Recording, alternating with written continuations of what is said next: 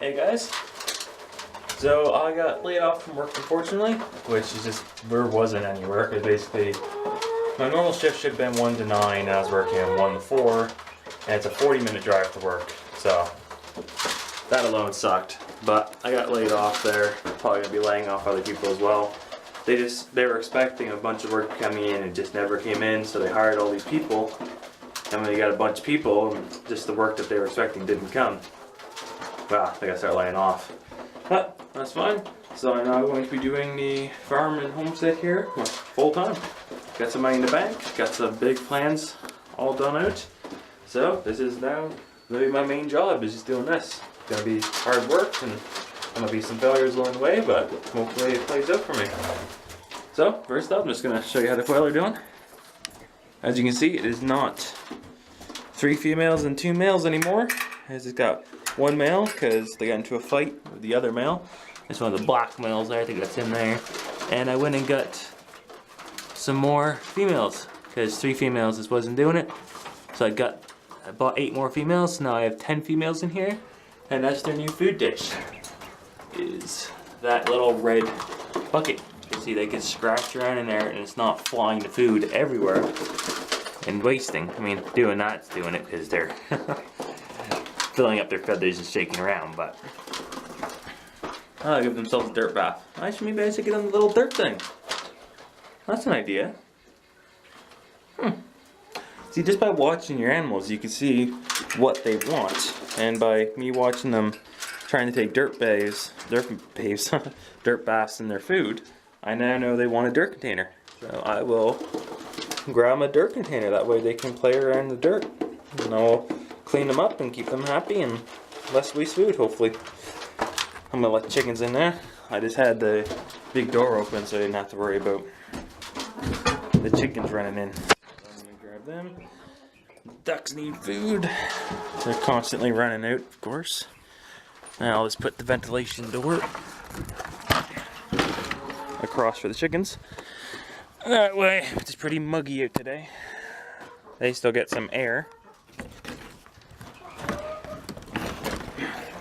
There we go. That way they still get a bunch of air circulation into the shed. It's not locked up and getting ultra hot in there. But the rabbits are doing good as well. The big doe had her batch. It was friggin' hot, almost 35 degrees most of these days. And that night, they must have spread out or something, which is weird because like the babies left the nest and dropped to 3 degrees that night. Which obviously, when they spread out, they didn't make it, unfortunately. But I mean, that was just an odd night. I mean, every other night's been down to 10 to 15, but just to drop down to 3 degrees like that made no sense, but it did. Which was unfortunate, but this dude's doing good.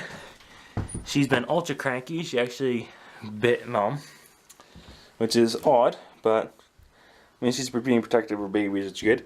And this is the hay feeders I built them, which she chewed down, and she put the babies in the hay feeder. So whatever works. As you can see, they're doing really good in there. They're a nice size. Give you a quick zoom in. Nice and plump. She's been feeding them, taking care of them, so if she wants to put them in the hay feeder and they get taken care of. Well, there you go in the hay feeder. Girl's doing good, of course. But these guys are not going to stay like this, separated or anything. We have an area laid out, which is just beside the house there. As the house is a built-up foundation, it is a couple feet of rocks and hard ground, so they're not going to be able to dig out. So we're going to be putting them beside the house where I have an outlet plug. So we know they can't dig out, and they can just have a big area and just can colony raise. I'm going to have a big dirt mound in the middle so they can do some burrowing, make hopefully their nests in the burrows, and they'll be happy with that. And the ducks are at their age. This weekend they're going to start being butchered down because there's just way too many ducks around. As you see, they're a good size. The muscovies are heavy. Peckins appear bigger, but the muscovies are actually heavier because there's just a lot more, watch it bud, a lot more meat on them. They can back off.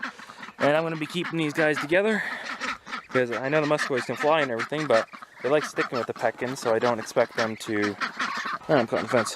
Don't expect them to fly off and not come back, as they'll want to stick around with the peckins. Oh, look at that, they're digging in already. Oh, guys, chill out. They just had food this morning.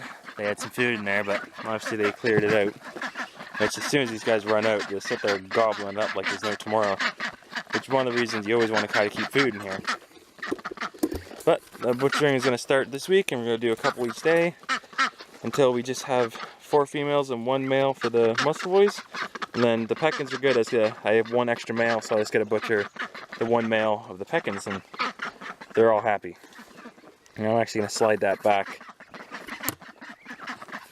under there in case it starts raining. I don't want all of the food getting soaked. Oh, you get out of here. Oh wow, that's heavy. Oh, as I can feel the raindrops starting. Oh, that's perfect. I'm glad I did that. It's pretty overcast today. 6% chance of rain, and I can feel the drops starting, so I guess it'll be 100% chance of rain today. Oh, let's get close this thing. I got to build a better gate system for here. This is just a rough gate that we made, so I'm gonna probably get one of them better in so it has hinges.